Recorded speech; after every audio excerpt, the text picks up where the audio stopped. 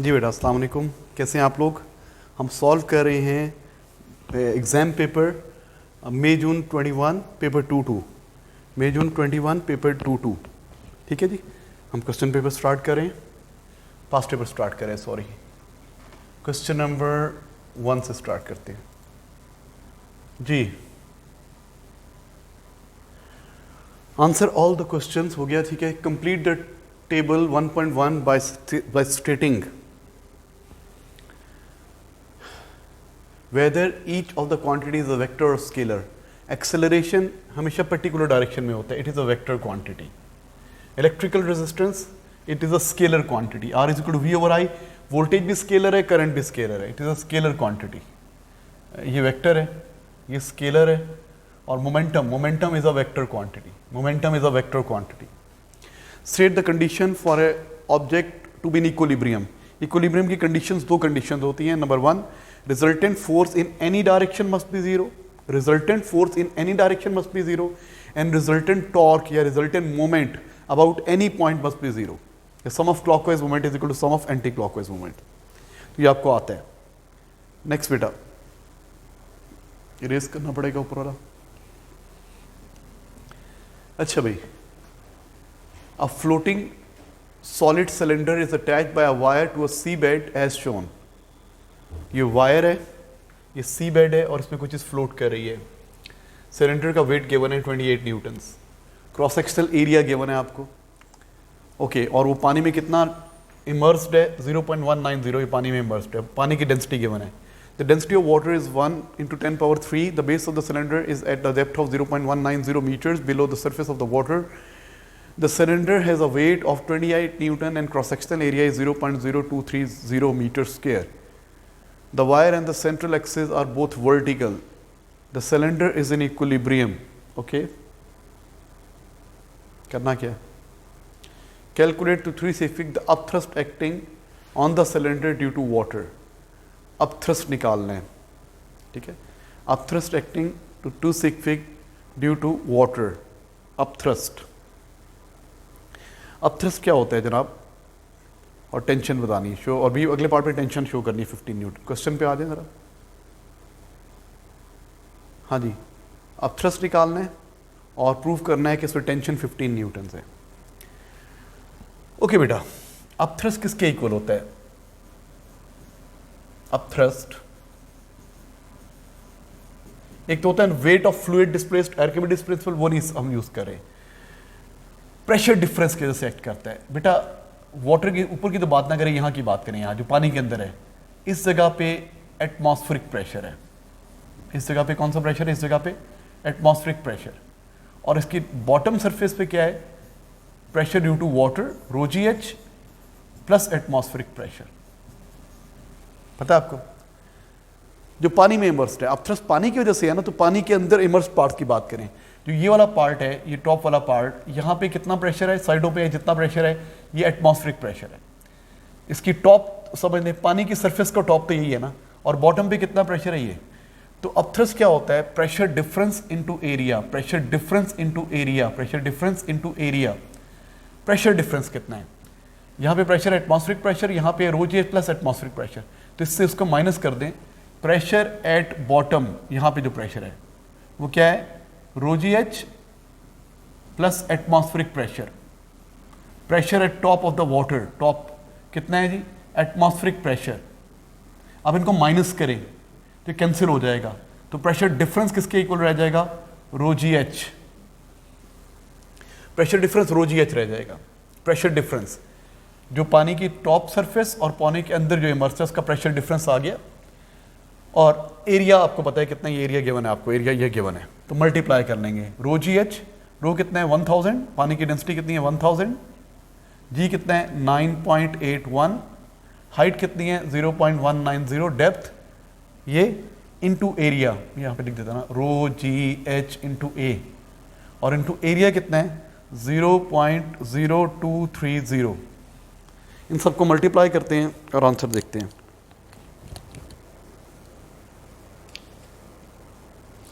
ये आ रहा है 42.9 न्यूटन्स। 42.9 न्यूटन। अब थ्रस्ट आ गया बेटा। अब थ्रस्ट कैसे निकालते हैं? आमतौर पे आप ऐसे करते थे ना, पूरी बॉडी पानी में इमर्स्ड होती थी, तो आप कहते थे कि बॉटम ज़्यादा डीप है, बॉटम पे प्रेशर ज़्यादा है, टॉप पे प्रेशर कम है, प्रेशर डिफरेंस इनटू एरिया करते थे।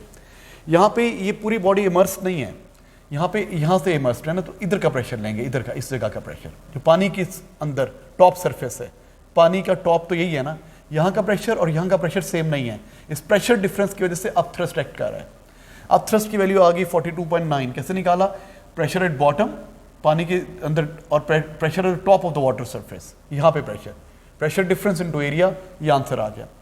अब नेक्स्ट पार्ट में निकालना है what is the tension in the rope. अगले पार्ट में पूछ रहे टेंशन कितनी है, तो अब मुझे ये इरेज करना पड़ेगा। अप थ्रस्ट की वैल्यू 42.9 मैं पहले इरेज कर दूं। अप थ्रस्ट है हमारे पास 42.9 न्यूटन्स, ये क्या है? अप थ्रस्ट, और इसका वेट नीचे एक्ट कर रहा है। व्हाट इज वेट की वैल्यू? इसका वेट गिवन था आपको 28 न्यूटन्स। इसका वेट कितना है? 28 न्यूटन्स। अच्छा, ऊपर को फोर्स लग रही है अप थ्रस्ट 42.9, वेट नीचे लग रहा है, टेंशन भी नीचे एक्ट कर रही है। क्योंकि ये इक्विलिब्रियम में है तो total downward force tension plus 28 is equal to up thrust 42.9, ये उधर जाके माइनस हो जाएगा, 42.9 माइनस 28, इट गिव्स, ये आ जाएगा 13 पॉइंट समथिंग जी, 14.9 न्यूटन्स। इसको माइनस करें, 14.9 न्यूटन, ये आ गया बेटा tension in the rope, 14.9 tension है, ठीक है ना। तो अब थ्रस्ट प्रेशर डिफरेंस से निकाल लिया और इक्विलिब्रियम का कॉन्सेप्ट यूज किया तो हमने फाइंड आउट कर लिया tension in the rope, show कर दी हमने। अच्छा, आगे कहते हैं the wire has cross sectional area this much, calculate the stress in the wire. Stress in the wire, stress in the wire, wire में स्ट्रेस निकालनी है। स्ट्रेस होता है फोर्स ओवर एरिया, फोर्स की जगह टेंशन ओवर एरिया। टेंशन कितना है? 14.9 over area, area कितना है? 3.2 मिलीमीटर है ना, तो 10⁻³ का स्क्वायर मीटर स्क्वायर में चेंज करेंगे, सॉल्व करेंगे तो बेटा स्ट्रेस आ जाएगा। हाँ जी, सॉल्व कर रहा हूं मैं इसको।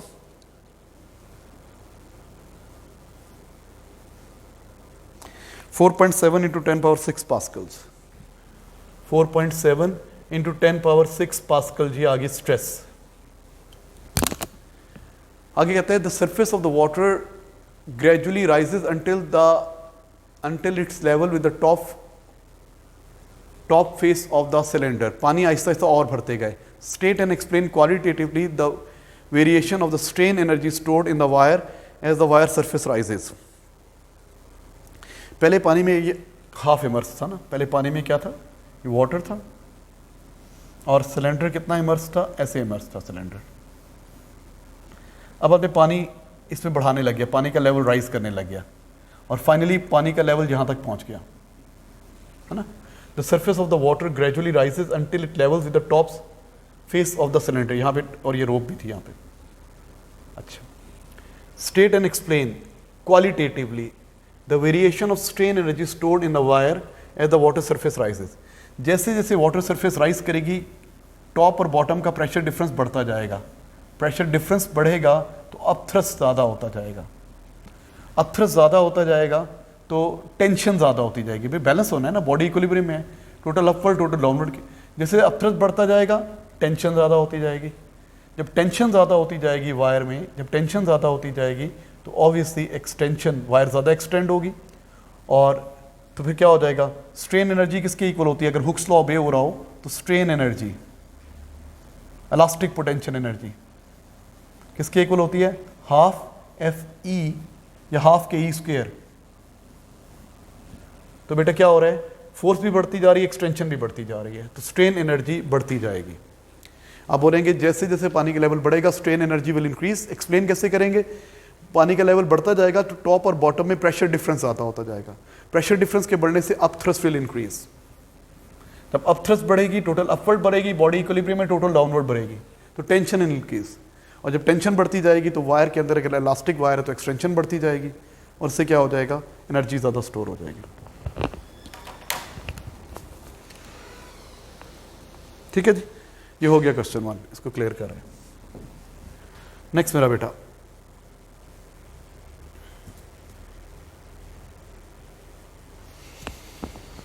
Question number 2 please.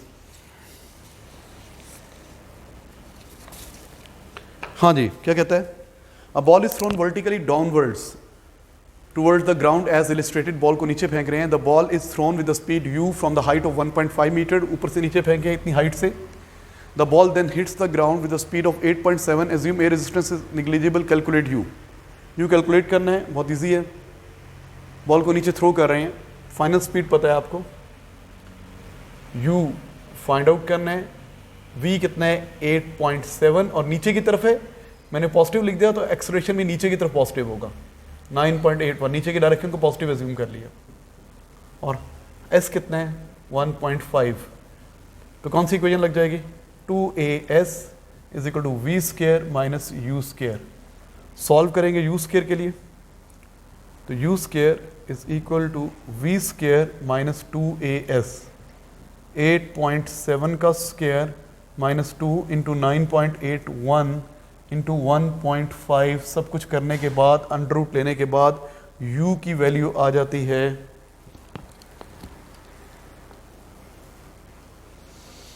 6.8 मीटर पर सेकेंड.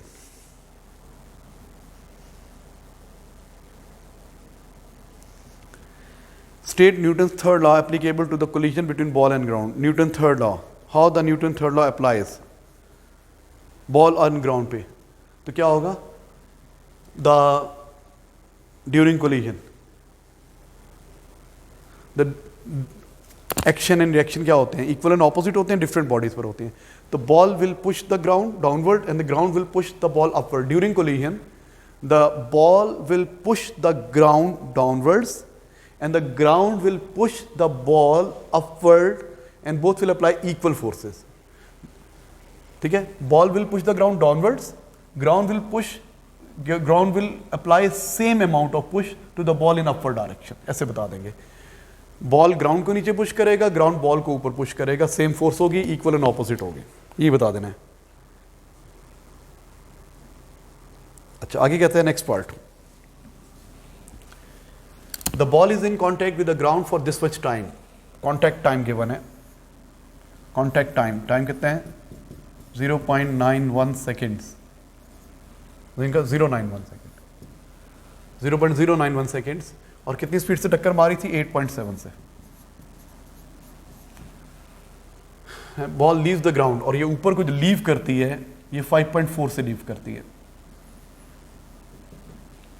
मैस गिवन है आपको बॉल का. What is the mass of the ball? 0.059 kilograms. Calculate the magnitude of change in momentum during collision.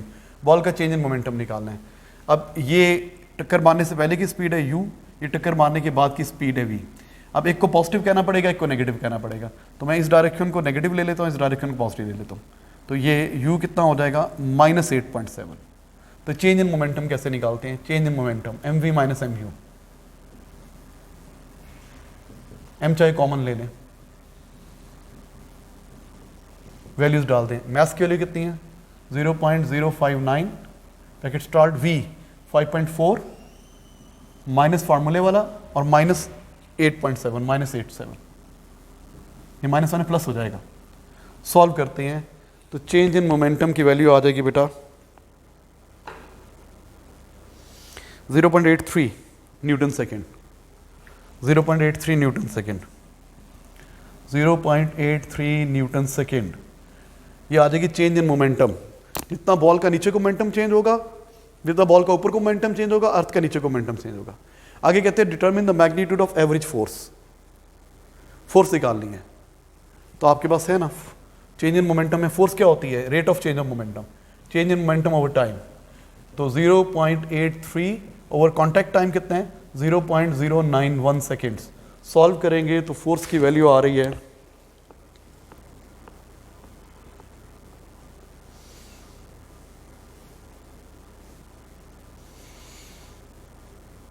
हाँ जी 9.1 न्यूटन्स. 9.1 ये रिजल्टेंट फोर्स आ गई है 9.1 न्यूटन्स. ठीक है 9.1 न्यूटन्स. अच्छा भी अगला part next.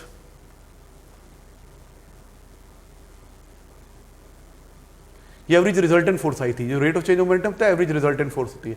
Use your answer to calculate the magnitude of average force exerted by the ground on the ball during collision. अब एवरेज फोर्स बतानी है आपको, रिजल्टेंट पता है, बॉल है, बॉल ड्यूरिंग कॉन्टैक्ट क्या कर रही है, इस पर रिजल्टेंट फोर्स की वैल्यू पता है, ये ग्राउंड को नीचे पुश कर रही है, ग्राउंड उसको ऊपर पुश कर रहा है। अच्छा, ये ग्राउंड को कितनी जोर से पुश कर रही है, एक तो उसका वेट है ना, weight W is equal to क्या होता है mg, m है 0.059 और g कितना था 9.81।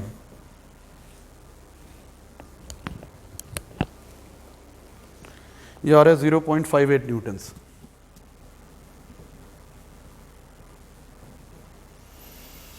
बॉल पे जो वेट है वो 0.5, वेट की वैल्यू कितनी है 0.58 न्यूटन्स। अच्छा, अब ये वेट है और ग्राउंड ऊपर पुश कर रहा है, ग्राउंड का पुश है ऊपर बॉल के ऊपर। इन दोनों का रिजल्टेंट मुझे पता है, इन दोनों का रिजल्टेंट फोर्स कितनी आई थी पिछले पार्ट में, रिजल्टेंट फोर्स आई थी हमारे पास 9.1 न्यूटन, रिजल्टेंट फोर्स आई थी 9.1 न्यूटन। अब इनका रिजल्टेंट कैसे निकालेंगे, तो पुश ऊपर को है, वेट नीचे को है, ये वेट की वजह से ग्राउंड को नीचे पुश कर रहा है ना। अच्छा, तो अब ये कॉन्टैक्ट फोर्स, ग्राउंड पे जो फोर्स है ग्राउंड को नीचे और ग्राउंड बॉल को ऊपर पुश, तो बॉल पे जो फोर्स है वो अपवर्ड पुश है और वेट है, पुश ऊपर को है माइनस वेट नीचे को है, और इनका रिजल्टेंट फोर्स हमारे पास है, पुश निकालना है, वेट कितना है 0.58 is equal to resultant force कितनी है 9.1, ये उधर जाके ऐड हो जाएगा, तो पुश कितना हो जाएगा 9.1 प्लस 0.58, तो ये बन जाएगा 9.68 ऑलमोस्ट 9.7, ये हो जाएगा 9.7 न्यूटन्स। बेटा ये जो फोर्स आई थी ना, ये कहाँ गई, ये रिजल्टेंट फोर्स होती है, जो आप कैलकुलेट करते हैं ना force, rate of change of momentum, ये रिजल्टेंट फोर्स होती है।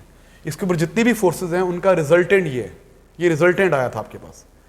बॉल पे दो फोर्सेज हैं, ग्राउंड ऊपर पुश कर रहा है, ठीक है, ये इसको नीचे को पुश कर रही है, तो कितनी जोर से पुश कर रही है 9.7 न्यूटन से। बॉल ग्राउंड को 9.7 न्यूटन से पुश कर रही है, तो ग्राउंड भी बॉल को 9.7 न्यूटन से ऊपर पुश कर रहा है, और उनका रिजल्टेंट कितना बन रहा है 9.1। अच्छा, कहते हैं द बॉल वॉज, हो गया ये अगला, the ball was thrown downward at t is equal to 0 and hits the ground at t is equal to capital T. On figure 2.2 sketch a graph to show the variation with speed of the ball from this to this. t time पे वो hit करती है, 0 time पे throw किया था, उसकी speed कितनी 8.7 से टक्कर मारती है, यूनिफॉर्मली स्पीड बढ़ेगी, तो 0 स्पीड नहीं थी, ग्राफ 0 से स्टार्ट नहीं होगा, यहाँ से आपने थ्रो किया था और u की वैल्यू निकाली थी, मेरे ख्याल से कितनी आई थी u की वैल्यू 6.8 थी और v थी 8.7, यहाँ पे इसकी स्पीड 6.8 थी और टक्कर मारने से पहले जो फाइनल वेलोसिटी थी वो 8.7 थी, तो स्पीड यूनिफॉर्मली बढ़ती है अगर ये रेजिस्टेंस नहीं है, तो ऐसे बढ़ेगी स्पीड, स्ट्रेट लाइन।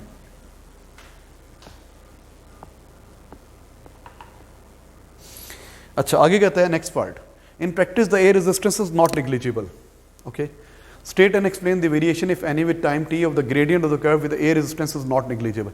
जब एयर रेजिस्टेंस नेग्लिजिबल नहीं है तो स्पीड यूनिफॉर्म रेट पे नहीं बढ़ेगी, अभी तो एक्सेलरेशन यूनिफॉर्म है ना, तो फिर एक्सेलरेशन डिक्रीजेज होगा, जब ये नीचे गिरेगी तो क्या होगा, एयर रेजिस्टेंस ऊपर एक्ट करेगी, तो रिजल्टेंट फोर्स क्या है, wait minus air resistance, air resistance बढ़ती जाएगी तो रिजल्टेंट फोर्स कम होती जाएगी, रिजल्टेंट फोर्स एक्सेलरेशन के प्रोपोर्शनल, एक्सेलरेशन कम होता जाएगा तो इस ग्राफ की स्लोप कम होती जाएगी।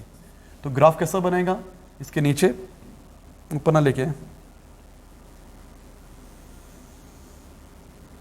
पॉजिटिव डिक्रीजिंग ग्रेडियंट, तो ग्रेडियंट क्या करेगा, डिक्रीज करेगा, gradient will decrease, air resistance बढ़ती जाएगी तो ग्रेडियंट डिक्रीज करेगा, ठीक है जनाब। अच्छा जी, वो भी रही है, वीडियो के नहीं चल रही, ओके बेटा नेक्स्ट, कोई रेस कर रहा हूं, next question, question number 3 please. A child of weight 330 newton is point at point x, x point पे बच्चा बैठा हुआ है, स्लाइड की तरह की चीज़ है, At the top of the slide is at the edge of a swimming pool as shown. Swimming pool के एज के ऊपर है, बच्चा नीचे आएगा, छलांग लगा के अंदर गिरेगा, आपको समझ में आ गया क्या होगा, प्रोजेक्टाइल पाथ बनेगा इसका. The child moved from rest to the lowest point of the slide, that is vertical, distance of 4 meters below है. The child continues moving towards y. At the end of the slide, at a vertical height 1.1, the kinetic energy of y इस पे जो है ना 540 joules है. Calculate the difference in kinetic energy at x and y. x and y का difference in gravitational potential energy निकालनी है. तो ये height use करेंगे आप 4 minus 1.1, ये 2.9 meters हो जाएगा. तो gravitational potential energy क्या है? Change in Gp mgh. m कितना है? चाइल्ड का वेट गिवन है आपको, ये mg पता है आपको, वेट mg पूरा पता है, 330 इंटू 2.9 मल्टीप्लाई कर रहे हैं.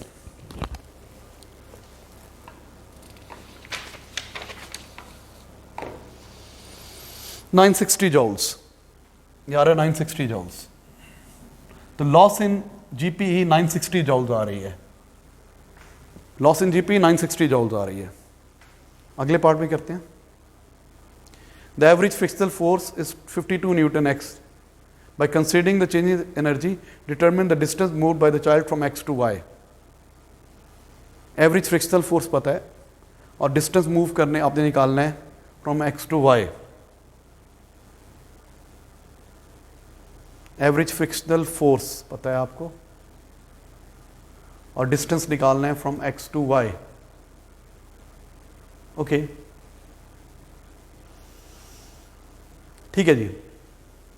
सो फ्रिक्शन पता है आपको. अच्छा बेटा, जब ये यहां से यहां तक जा रहा है तो हमने क्या निकाला? हमने डिस्टेंस निकालना है, डिस्टेंस. तो फ्रिक्शन इनटू डिस्टेंस होता है वर्क डन अगेंस्ट फ्रिक्शन. तो पहले मेरे पास होना चाहिए वर्क डन अगेंस्ट फ्रिक्शन. मेरे पास कौन सी टर्म होनी चाहिए? Work done against friction. वो वर्क डन जो इंटरनल एनर्जी में कन्वर्ट हो गया है, मुझे वो चाहिए. वो आएगा तो फिर ये फार्मूला लग जाएगा भाई. वर्क डन अगेंस्ट फ्रिक्शन अगर आपके पास है, वर्क डन अगेंस्ट फ्रिक्शन अगर आपके पास है, वो किसके इक्वल होता है? Friction multiply by distance. तो बेटा आप तो ये निकालना है ना, तो ये दोनों क्वांटिटीज होनी चाहिए. फ्रिक्शन तो है, वर्क डन अगेंस्ट फ्रिक्शन कैसे आएगा? तो मुझे पता है जो लॉस इन जीपी है वो 960 जूल्स है और जो गेन इन काइनेटिक एनर्जी है 540 जूल्स है. तो बाकी एनर्जी क्या बन रही है? इंटरनल एनर्जी बन रही है, बाकी वर्क डन अगेंस्ट फ्रिक्शन हो रहा है. तो मुझे पता है लॉस इन जीपीई दो काम कर रही है, किसके equal? Gain in kinetic energy plus work done against friction. Values डाल दें यहां पे. लॉस इन जीपी कितना आया था? 960. गेन इन काइनेटिक कितना है? 540 plus work done against friction को x बोल रहा हूं, ये उधर के माइनस हो जाएगा. तो x कितना हो जाएगा? 960 minus 540. 960 minus 540 024 420 joules. Work done against friction is 420 joules. अच्छा अब फार्मूला लगा दें. वर्क डन अगेंस्ट फ्रिक्शन पता है आपको 420 जूल्स. फ्रिक्शन की वैल्यू कितनी? 52 न्यूटन्स. 52 इनटू डिस्टेंस निकाल लेंगे. डिस्टेंस ये जाके डिवाइड हो जाएगा, तो डिस्टेंस की वैल्यू आ जाएगी 420 divided by 52. It gives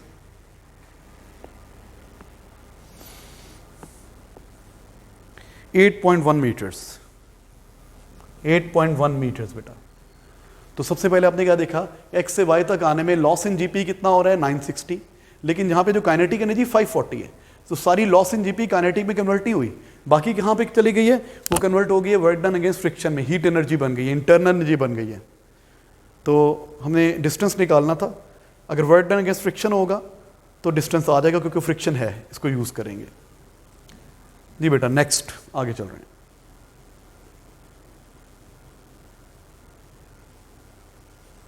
distance move हो गया. अच्छा next C part. The child leaves the slide at point y with the velocity that is at an angle 41 degree to the horizontal. ऐसे नजर आ रहा है. At point Z, the highest point on the path, path of the child through air. Assume air resistance is negligible. Calculate the speed of child at Y. Y point पे उसकी speed निकालनी है. यहाँ की काइनेटिक एनर्जी पता है तुम्हें? यहाँ पे काइनेटिक एनर्जी कितनी थी? 540 जूल्स. 540 जूल्स. और ऊपर ले जाते हैं. यहाँ की मुझे काइनेटिक एनर्जी पता है. काइनेटिक एनर्जी कितनी है? 540 जूल्स. और फॉर्मूला क्या होता है? Half M V square kinetic energy का. स्पीड निकालनी है ना. Half M V square is equal to 540 joules. Maths given है आपको, पिछले पार्ट में होगा.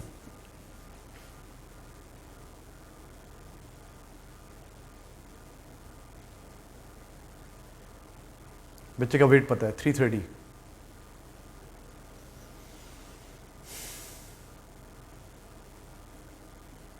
हाँ जी, बच्चे का वेट पता है 330. ओके, तो यहाँ से मैथ्स आ जाएगा. W इक्वल टू mg होता है ना. वेट है 330. मैथ्स कैलकुलेट करना है 9.81. जाके डिवाइड होगा तो मैथ्स आ जाएगा आपके पास.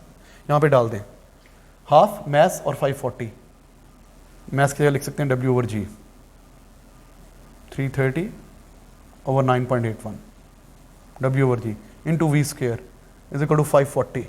सब कुछ करने के बाद स्क्वायर रूट लेने के बाद v की वैल्यू आ जाती है. Let me check.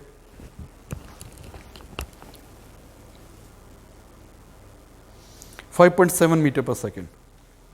स्पीड आ जाती है 5.7. 5.7 मीटर पर सेकेंड इसकी स्पीड आ गई. नेक्स्ट पार्ट आसान था. काइनेटिक एनर्जी गिवन है आपको. पॉइंट Z पे स्पीड बतानी है. पॉइंट Z पे यहाँ की स्पीड आ गई है कितनी है? 5.7. अच्छा, आपको पता है इसके दो कंपोनेंट हैं. ये कंपोनेंट है, ये कंपोनेंट है. हॉरिजॉन्टल कंपोनेंट कितना है? 5.7 cos 41 और ये 5.7 sin 41. तो यहाँ पे हाईएस्ट पॉइंट है ना, यहाँ पे खाली हॉरिजॉन्टल वेलोसिटी होगी. और वो कितनी होगी? 5.7 cos 41. क्योंकि horizontal velocity stage constant in the absence of air. तो 5.7 cos 41 निकाल लें, हॉरिजॉन्टल वेलोसिटी आ जाएगी. ये आ रही है 4.3 मीटर पर second. Horizontal velocity Z point पे कितनी आ रही है? 4.3 मीटर पर सेकेंड. आंसर आ गया. सही है. इरेज कर रहा हूं उसको. नेक्स्ट बेटा, हॉरिजॉन्टल वेलोसिटी निकाल दी, कांस्टेंट रहती है. हो गया बस.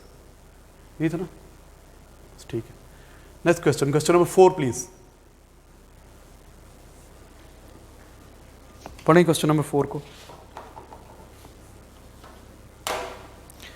हाँ जी. For a progressive wave state what is meant by period. Progressive wave, what is meant by steep period? The time required to complete one oscillation. The time required for a wave to cover a distance of 1 lambda, ऐसे भी कह सकते हैं. तो ठीक है जी.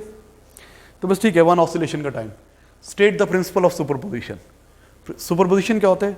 It is adding, meeting, adding of wave and resultant displacement is sum of individual displacement. Superposition is meeting of, adding of, overlapping of waves and resultant displacement is sum of individual displacements. ठीक है. Next C part करते हैं.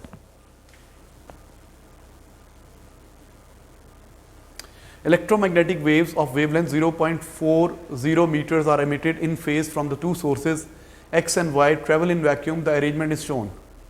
Okay, wavelength given है आपको. Lambda कितनी है? 0.040 meters. A detector moves along the path that is parallel to the line. इसके along आप डिटेक्टर मूव कर रहे हैं, ऊपर को या नीचे को मूव कर रहे हैं. A pattern of intensity maxima and minima are detected. Interference हो रही है, मैक्सिमास मिनिमास मिल रहे हैं. डिस्टेंस ये कितना है और ये इतना है लिखा हुआ है यहाँ पे. State the name of the region of electromagnetic spectrum that State the region of electromagnetic spectrum that contains the wave from X and Y. कितनी वेव है? इतनी. मतलब ये आ रहा है ऑलमोस्ट 44.0 सेंटीमीटर. तो ये कौन सी होंगी? Radio waves. ये कौन सी वेव्स होंगी? रेडियो वेव्स या माइक्रोवेव्स हो सकती हैं. Microwaves. There are microwaves. Millimetres में है ना. There are microwaves. Sorry, radio इसकी टाइप्स होती है microwaves. Calculate the period in picoseconds. Period निकालना है. आपको वेवलेंथ पता है, आपको स्पीड पता है, 3 × 10⁸, ठीक है। ओके, अब पहले हम फ्रीक्वेंसी निकाल लें, फिर 1/t से टाइम पीरियड आ जाएगा। ये c = f लैम्डा होता है, ये डायरेक्ट लिख लें, या f की जगह पे क्या लिख लें, 1/t lambda over time period. तो टाइम पीरियड किसके इक्वल आ जाएगा, लैम्डा ओवर c। बेटा c = f लैम्डा होता है ना, तो f होता है 1/t, तो हो जाएगा lambda over time, time period निकालना था, तो टाइम पीरियड इधर आ गया, ये स्पीड इधर आ गई, तो वैल्यूज डाल दी। टाइम पीरियड किसके इक्वल होगा, 0.040, और स्पीड कितनी है, 3 × 10⁸ speed of light, speed of wave. तो आपका आंसर आ जाएगा, पिको सेकंड में चाहिए, पहले आंसर देखते हैं कितना आता है।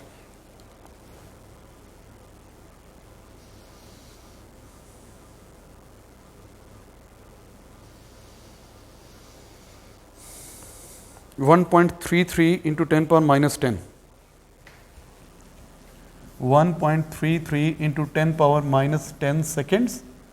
अब इसको पिको सेकेंड, -12 होता है ना, तो पिको सेकेंड में कन्वर्ट करना है, तो एक सेकेंड में 10⁻12 पिको सेकेंड होती है, तो 10⁻12 से मल्टीप्लाई कर दें इसको, 10⁻12 से मल्टीप्लाई कर दें, तो हो जाएगा 133 × 10⁻−10 × 10⁻12, तो ये हो जाएगा 133 क्या, पिको सेकेंड्स, 133 पिको सेकेंड्स। अच्छा बेटा नेक्स्ट, टाइम पीरियड निकाल लिया आपने, अब फ्रीक्वेंसी निकालने, बाद में टाइम पीरियड निकालना है। Show how the path difference between, show that the path difference between z and wave is 3.5 lambda, where lambda is the wavelength of wave। Path difference बताना है आपने शो करना है इन टर्म्स ऑफ लैम्डा।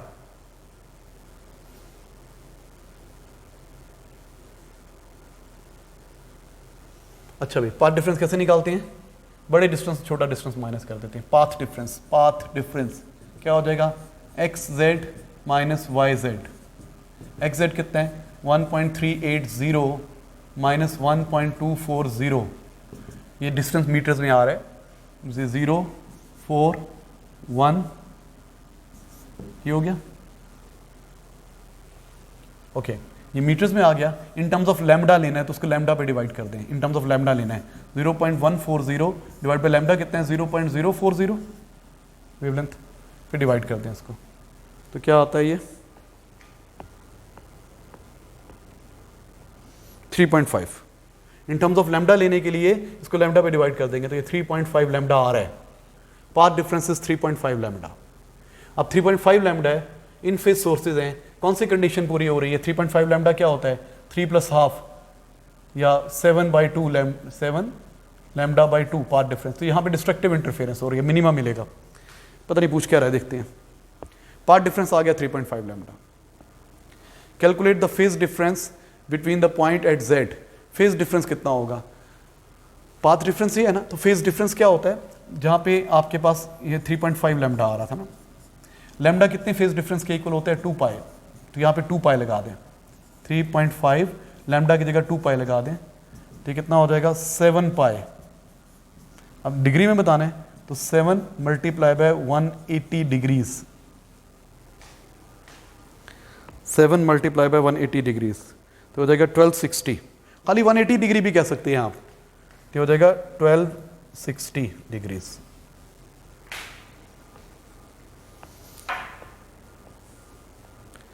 अच्छा आगे कहते हैं the waves from x alone have same amplitude at z as wave from z alone, state the intensity of z। अब z पे इंटेंसिटी क्या होगी, डिस्ट्रक्टिव इंटरफेरेंस हो रही है, दोनों का सेम एम्पलीट्यूड पहुंच रहा है, एक का क्रस्ट पहुंच रहा है ए एम्पलीट्यूड का, एक का ट्रफ पहुंच रहा है ए एम्पलीट्यूड का, तो वेव्स कैंसिल आउट कर देगी, तो आपको क्या मिलेगा, जीरो इंटेंसिटी। आपको जीरो इंटेंसिटी मिलेगी, वेव्स कैंसिल आउट हो जाएंगी, you will get zero intensity.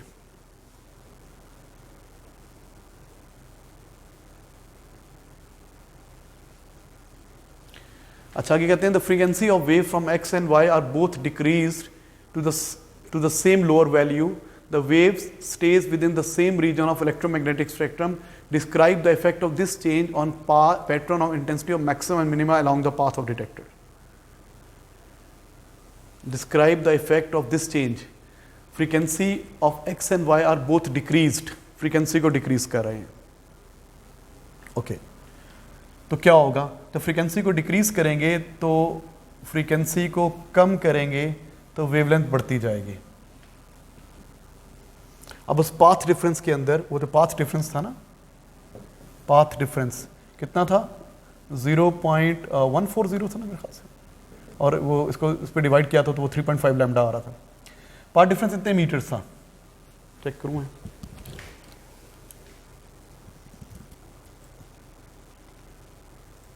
Path difference कितना था, हाँ ये था 0.04।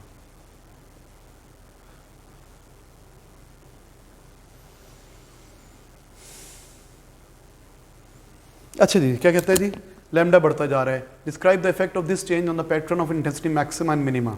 तो उसके पैटर्न को क्या फर्क पड़ेगा, वेवलेंथ बढ़ती जा रही है तो पैटर्न दूर दूर होते जाएंगे, तो क्या हो जाएगा, x is equal to formula क्या होता है, लैम्डा डी ओवर ए। तो जैसे जैसे लैम्डा बढ़ता जाएगा x बढ़ता जाएगा। तो जो ब्राइट डार्क मैक्सिमा मिनिमा के दरमियान जो डिस्टेंस होता है ना x, वो बढ़ता जाएगा। The separation will increase, the change in pattern. और आपको एक ही जगह पे, अगर आप इस लाइन के अलॉन्ग, पहले यहाँ पे आपने डिटेक्टर रखा हुआ था, अभी आपको मिनिमा मिल रहा था z पॉइंट पे, तो हो सकता है बाद में मैक्सिमा मिले, क्योंकि वो आहिस्ते आहिस्ते स्प्रेड होते जा रहे हैं। पहले ये पहुंचा हुआ था, फिर ये पहुंचेगा, फिर ये पहुंचेगा, चौड़े होते जाएंगे, फ्रिंजेस वाइडर होते जाएंगे, वो एरिया ज़्यादा एरिया पे बढ़ता जाएगा। उसको लिखेंगे क्या,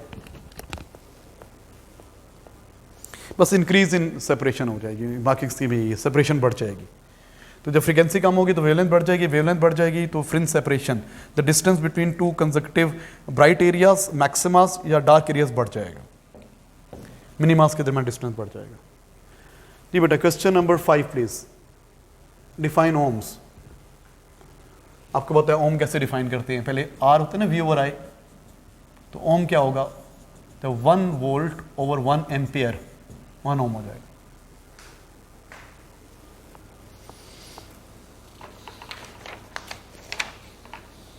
वोल्ट पर एम्पियर, वोल्ट पर ampere. A wire is made up of a wire is made of metal of resistivity rho. The length of the wire is gradually increased. Assume that volume of the wire remains constant as the length increases. Show that the resistance extending the wire is proportional to L square.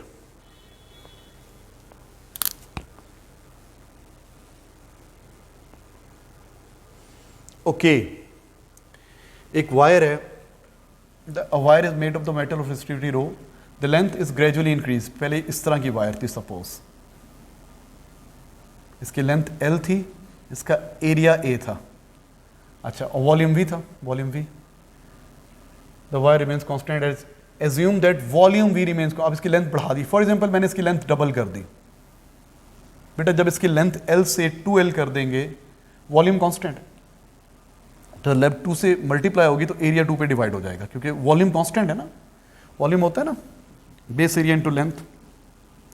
तो length is equal to volume over area, इन दोनों में inverse relation है। जितने time length बढ़ेगी उतने time area कम हो जाएगा, जितने टाइम लेंथ बढ़ेगी उतने टाइम एरिया कम हो जाएगा। अच्छा भाई, अब show that the resistance R is proportional to L square. अब रेजिस्टेंस का फार्मूला क्या होता है, रेजिस्टेंस का फार्मूला होता है रो L ओवर A, वो L ओवर A है ना। अच्छा, मुझे किसके दरम्यान रिलेशन चाहिए, R में और L में चाहिए, तो एरिया को ख़त्म करना है, एरिया। अच्छा भाई, एरिया, एरिया किसके इक्वल आ जाएगा, एरिया, एरिया को सब्जेक्ट बनाओ यहाँ पे, area is equal to volume over length, area is equal to volume over length. तो एरिया की जगह वॉल्यूम ओवर लेंथ लिख लें, रो L, और यहाँ पे आ जाएगा वॉल्यूम ओवर लेंथ। ये लेंथ ऊपर मल्टीप्लाई हो जाएगी, तो क्या हो जाएगा, अगर अच्छा चलिए इसको ऐसे कर लें, या मैं एक और स्टेप कर देता हूँ आपको समझ आ जाए। R is equal to rho L, ये divided by V over L है ना,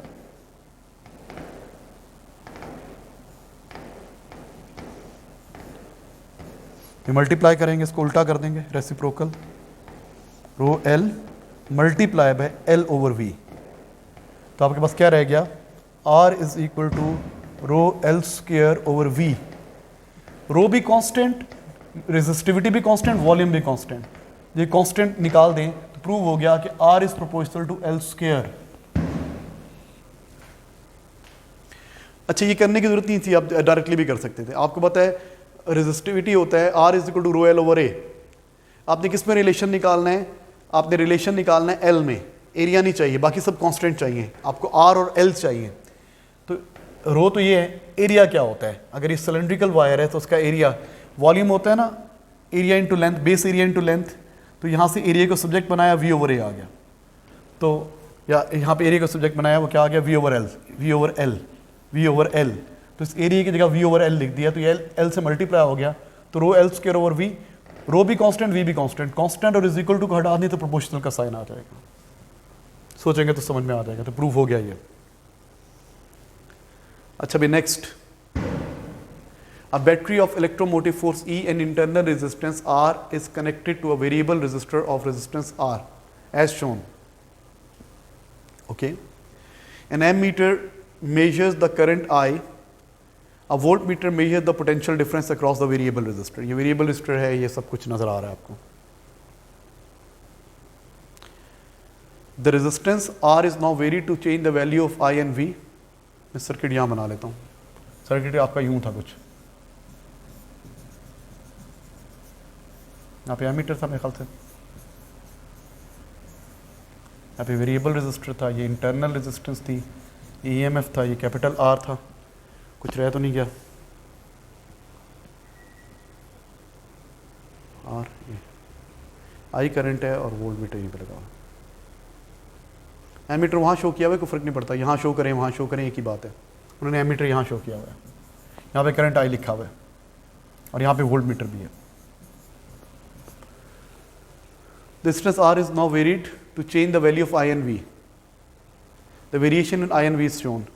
Use figure 5.2 to state the EMF of the battery.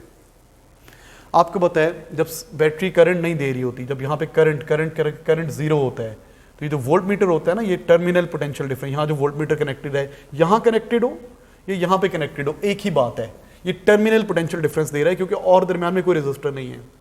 तो जब करंट जीरो होता है तो वोल्ट मीटर पे जो रीडिंग होती है वो ईएमएफ के इक्वल होती है। तो करंट जीरो कहाँ पर है? करंट जीरो यहाँ पर है, वोल्ट मीटर पे ये रीडिंग आ रही है, वोल्ट मीटर रीडिंग ये होगी, ये कितनी होगी?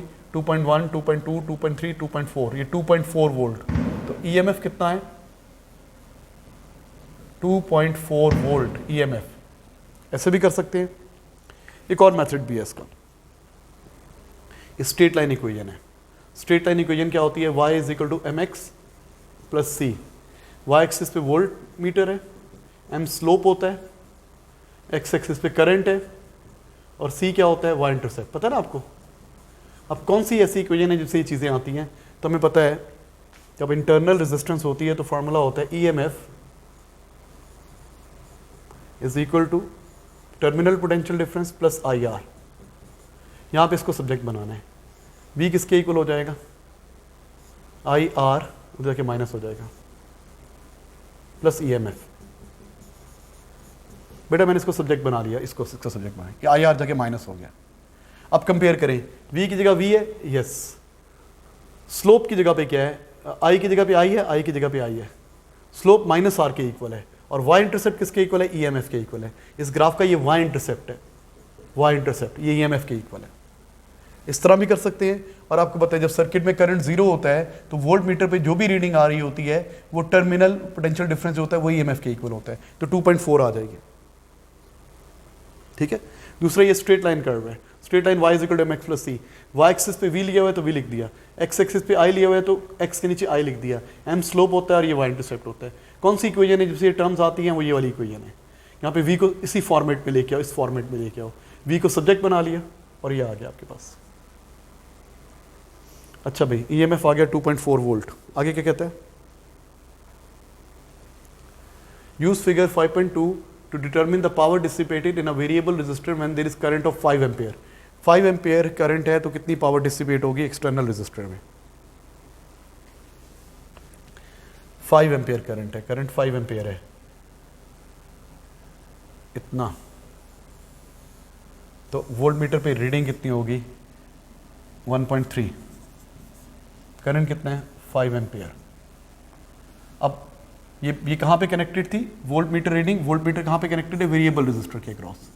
आपको पता है यहाँ पे वोल्ट मीटर लगा हुआ है, अब वो इसकी वोल्टेज बता रहा है, करंट यहाँ पे एमीटर बता रहा है, वोल्ट मीटर पे रीडिंग कितनी है 1.3 वोल्ट, करंट कितना जा रहा है 5 एम्पियर। तो पावर का फार्मूला क्या होता है, P is equal to VI, 1.3 multiply by 5, 6.5 watts.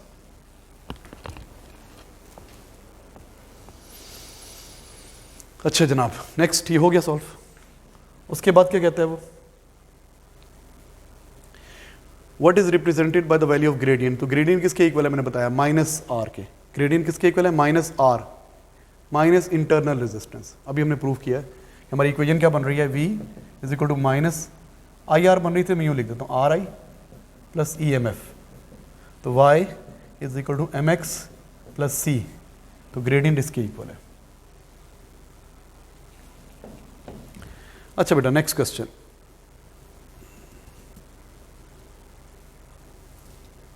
Question number 6 please.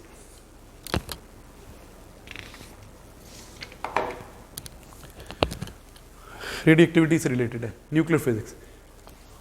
One of the results of alpha particle scattering experiment is that very small minority of alpha particle are scattered through an angle greater than 90.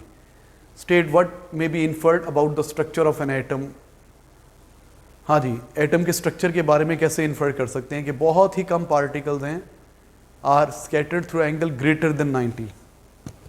ठीक है, सो इससे ये पता चलता है जो बड़े angle पे जा रहे थे, तो इससे क्या पता चला था कि जो बड़े एंगल पे स्कैटर हो रहे थे कि न्यूक्लियस पे चार्ज है और न्यूक्लियस पे चार्ज भी सारा कॉन्सेंट्रेटेड है और मैस भी कॉन्सेंट्रेटेड है। सारे का सारा मैस और सारे का सारा चार्ज न्यूक्लियस पे कॉन्सेंट्रेटेड है। जो स्ट्रेट जा रहे थे उन्होंने प्रूव किया था कि न्यूक्लियस बहुत छोटा है, एटम ज़्यादातर खाली है। जो स्कैटर हो रहे थे उनकी बात कर रहे हैं ना, तो स्कैटरिंग क्यों थी, चार्ज भी कॉन्सेंट्रेटेड है, मैस भी कॉन्सेंट्रेटेड, न्यूक्लियस चार्ज है और सारे का सारा मैस जो है ना वो न्यूक्लियस के अंदर है। न्यूक्लियस बहुत मैसिव है। Next, an alpha particle is made up of the other particles. One of these particles are proton. State and explain whether the proton is fundamental particle or not. Proton fundamental particle है या नहीं है? Proton किससे मिलके बना हुआ है? Proton होता है अप डाउन क्वार्क खाली, तो प्रोटॉन फंडामेंटल नहीं है बल्कि भी क्वार्क से मिलके बना हुआ है। It is not fundamental particle क्योंकि it is made up of quarks. ठीक है, अगर तो किसी चीज़ से मिलके ना बना होता तो वो फंडामेंटल पार्टिकल था, तो क्वार्क से मिलके बना है, so it is not a fundamental particle. होते हैं ना क्वार्क्स।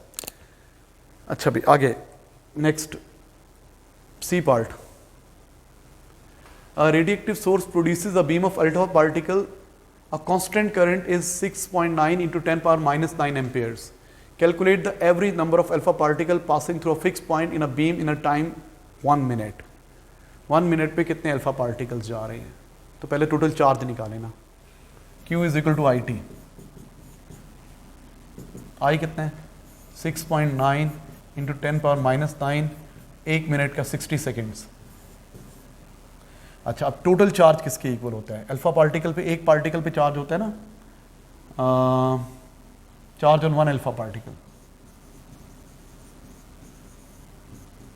कितने? 2 प्रोटॉन्स होते हैं ना, 2 टाइम्स E, एक अल्फा पार्टिकल पे चार्ज, तो charge on n particle, let n alpha particle जा रहे हैं, charge on n alpha particle कितना होगा?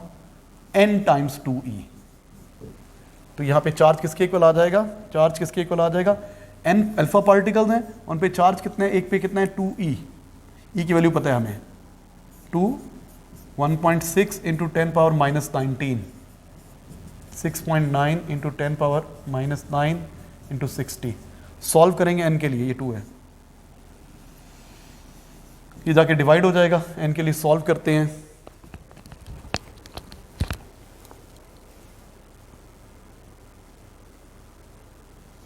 (1.3 into 10⁻12 अल्फा पार्टिकल्स हैं।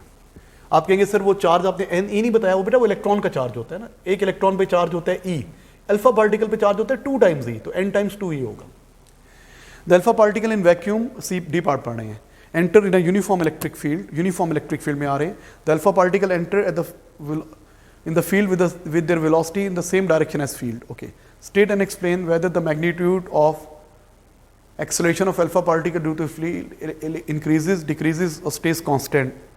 ओके, क्या कहते हैं, ऊपर करते हैं।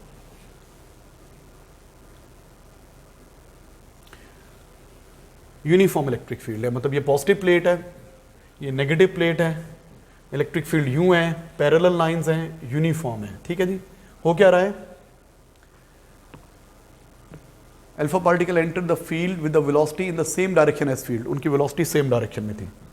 ये अल्फा पार्टिकल है, ये जा भी इधर रहा है, जिस तरफ इलेक्ट्रिक फील्ड है। अल्फा पार्टिकल पे पॉजिटिव चार्ज है, तो इसे फोर्स भी इसी साइड पे लगेगी, फोर्स इसी साइड पे लगेगी। State and explain whether the magnitude of acceleration. Okay, इधर क्या है, इस फील्ड यूनिफॉर्म फील्ड है ना, यूनिफॉर्म फील्ड, तो फोर्स यूनिफॉर्म लगेगी, फोर्स यूनिफॉर्म है, force is proportional to acceleration. जब फोर्स यूनिफॉर्म है तो एक्सेलरेशन यूनिफॉर्म है, तो उसका एक्सेलरेशन कांस्टेंट रहेगा, स्पीड बढ़ेगी कांस्टेंट रेट पे, एक्सेलरेशन कांस्टेंट रहेगा, तो इसका एक्सेलरेशन स्टेज कांस्टेंट। अच्छा बेटा, लास्ट पार्ट,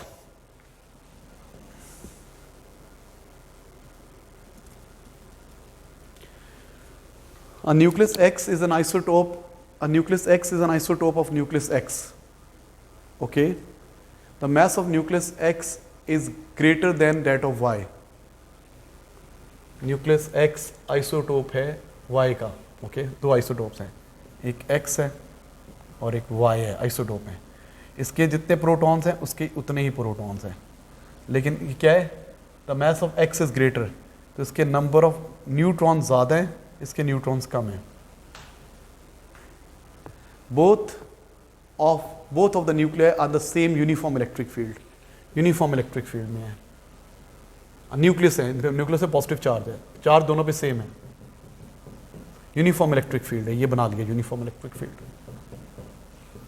फील्ड हर जगह पे क्या है, सेम। अच्छा, क्या कहते हैं, state and explain whether the magnitude of electric force acting on nucleus x is greater than और सेम। बेटा इलेक्ट्रिक फोर्स क्या होती है, इलेक्ट्रिक फोर्स होती है QE, ये मास पे डिपेंड नहीं करती, चार्ज दोनों पे सेम है, सेम प्रोटॉन्स हैं, इलेक्ट्रिक फील्ड सबके लिए यूनिफॉर्म है, तो फिर क्या होगा, फोर्स दोनों पे सेम लगेगी, force will be same, force क्या लगेगी, सेम लगेगी। क्यों लगेगी बेटा, दोनों में सेम नंबर ऑफ प्रोटॉन्स हैं। हाँ, अगर एक्सेलरेशन पूछता तो इसका एक्सेलरेशन कम होता, इसका एक्सेलरेशन ज़्यादा होता, फोर्स दोनों पे सेम लगेगी। ठीक है जी, खत्म हो गए क्वेश्चंस? यस, खत्म हो गया। थैंक यू बेटा, पढ़ लिया।